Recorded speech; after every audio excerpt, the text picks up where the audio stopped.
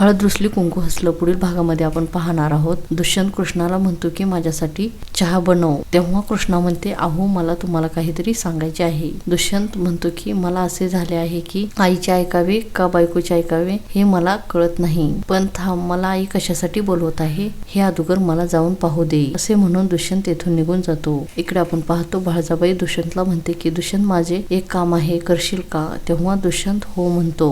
कृष्णा चहा घेऊन येते आणि दुष्यंत म्हणतो की मला उशीर होत आहे असे म्हणून तो निघून जातो. कृष्णा बळजाबाईला म्हणते की एक दिवस असा येईल की तुमचा खरा चेहरा सर्वांना समजेल. बळजाबाई म्हणते की तो दिवस उगवायच्या आधी तू या घरातून मावळशील. इकडे दुष्यंतचे बाबा कृष्णाला म्हणतात की दुष्यंत जोपर्यंत घरी येत नाही तोपर्यंत तू या रूमच्या बाहेर पडू नकोस. बळजाबाई तिच्या दिराला म्हणते की मी ज्या माणसांना बोलवलं होतं ते माणसं आली का? तेव्हा ते हो म्हणतात. कृष्णा रूम मध्ये असते आणि म्हणते की बळजाबाई दुष्यंत सरकारांना काहीतरी करणार नाहीत ना, असे म्हणून ती दुष्यंत सरकारांना फोन लावते. पुढील भागामध्ये आपण पाहणार आहोत बळजाबाई नक्की कृष्णाला काय करेल हे पाहणे खूपच मनोरंजक आहे. हळद रुसली कुंकू हसलं या मालिकेची डेली अपडेट पाहण्यासाठी आमच्या चॅनल लाईक करा, शेअर करा आणि सबस्क्राईब करायला विसरू नका.